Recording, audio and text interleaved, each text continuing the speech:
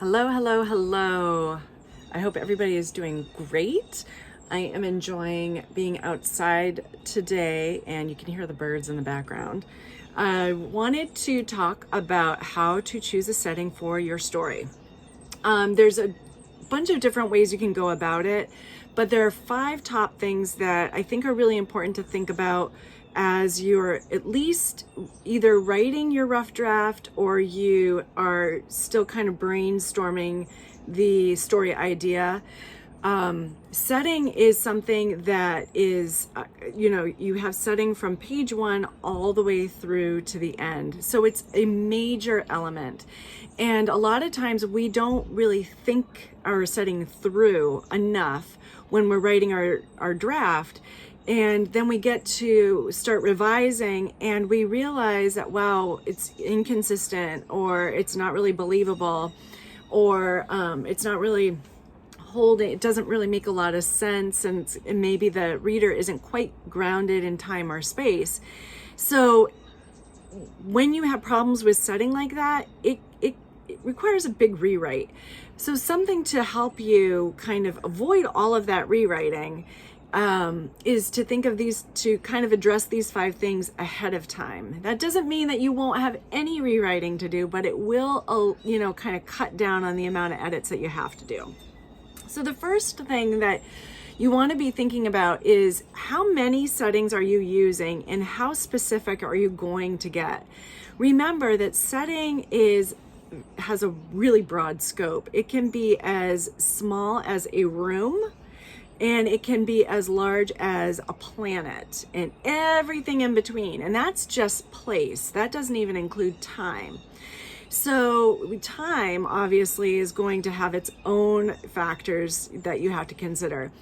So understanding how specific you're going to be and how many different layers you're going to use will help you figure out throughout the arc of your book where your setting is, how your setting is going to develop over the from beginning, middle, and end, okay? Then you want to decide if your setting is going to be real, imagined, or a combination. So this is great for fiction because you do have a lot of options. You can take a real, a real setting that everybody knows, but then you can tweak it to fit your story. And but if you're using strictly a real setting, then you want to make sure that you're kind of picking the aspects of that real setting that truly fit your story. Because, if you were going to choose something like California, there's a lot of different things about California that you can include in your story, but they don't all belong in your story. So you want to make sure that you're picking the things that actually fit the characters, their goals, the conflict, and the plot. If you're going to do a kind of a combination of real and imagined, then you want to be, asking yourself which aspects of my book that I want to imagine needs to really be, do I really need to dive in and make sure that I'm getting it in a way, conveying it in such a way that's believable. Because even though we're using imaginary setting, we want our readers to feel like it's real. So that means really digging in deep in various aspects of the setting to make sure that you're hitting all the notes for your setting, to make sure that your readers are feeling like they're right there. Then you want to make sure that your setting supports the action of your story. So this is really intentional. You're going to ask yourself, well, what is your story about? What are my characters up to? What do my characters need to do across the span of my story? And where does it make sense for my characters to be? But not only just making sense, you don't want to just be predictable. You want to pick settings that are also unexpected. So even though it's a good idea to create settings that are believable in nature, you want to also ask yourself, well, how can I add to this setting so that it's also unexpected, so that my readers are like, oh, whoa, that's really cool. I've never seen that before, or I did not expect that to happen there. So asking yourself a combination of, is this believable, and how can I write it so that it's also a little bit unpredictable, is a great way to build setting that totally engages your reader.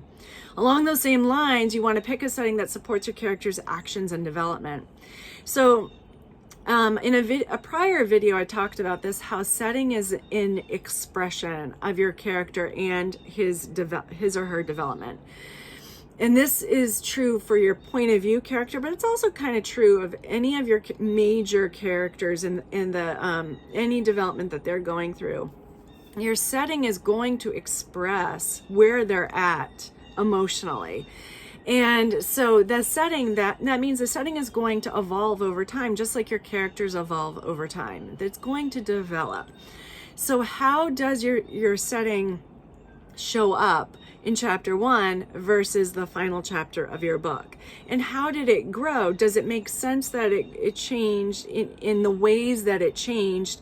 And is it, how is it fitting your character and his or her development? So being sure that you're picking settings that really can kind of track your character's development is really helpful. And you can look at it in both ways. You can test it based on your character's development, like looking at your character and how they've developed over the course of your book. You can then look at the setting and make sure that, wow, you know what, the setting is either not supporting my character, it's really not, fulfilling the role it needs to fulfill. And so you can work on it like that, just looking at it from your character's perspective. And then finally, you want to research your setting.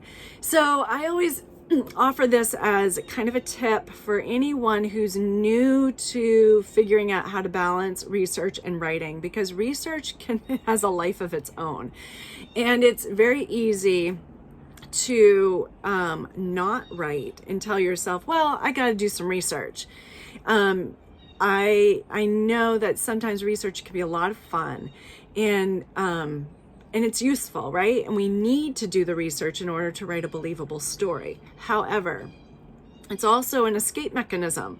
So if we are struggling with our story and we find that we're going to research a little bit more often than we should be, that's a red flag, and you really want to kind of nip that in the bud, because it's going to be harder and harder for you to get back to the writing if you're getting into the habit of avoiding the writing through research. So giving yourself a deadline for research is, I highly suggest it. And also dedicated writing time. So in addition to writing, you should be researching. Try not to use the writing time for your research. A couple ways you can work around that, especially if you're limited, is just write your rough draft. Okay, don't worry about the research. Just get your rough draft finished. But then mark the spaces where you know that, wow, I don't know enough about this area where the fight scene is going to take place. I definitely have to research it to make sure that this can actually happen. And then, give yourself a little message within the content of your rough draft, like a little placeholder with a message to yourself, so that when you're done with your rough draft, you can comb through it, look for all of those little messages to yourself, little love notes, put them into a separate document so you have them all listed out in a numbered order. Try to be as organized as possible at this point. And then put aside your rough draft, because every draft should have some breathing time anyway, to just kind of have its own time to marinate, and you have some space from it as well. And then do your research, but give yourself a deadline for the research, because you will use whatever time you give for research. So if you give yourself 6 months, you will take 6 months. And that's probably too long. I mean, obviously, if you're writing something like along the lines of Game of Thrones, then maybe you do need 6 months.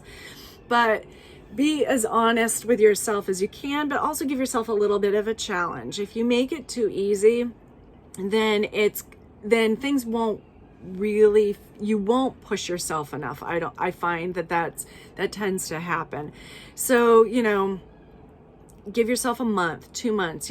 Obviously it's going to depend on the kind of story that you're writing, as well as how much time you actually have to do the research. Giving yourself questions before you research really does help, because it gives you something to follow. If you're just going into the research with really no questions, no idea of what you're looking for, you'll spend a lot of time scrolling. And that's time, right? That's time that you could be doing something that's a lot more productive. Nothing against scrolling, nothing against aimless research necessarily, but that can easily get away from you. So just be really mindful of how much time you're dedicating to the research, so that you're not taking time out of the writing, because that's how the book is going to get finished. Not how much research you do, but actually how much writing you do. So hopefully these tips help. Let me know if you are struggling with choosing a setting for your story, and I'm happy to chat with you. Take care.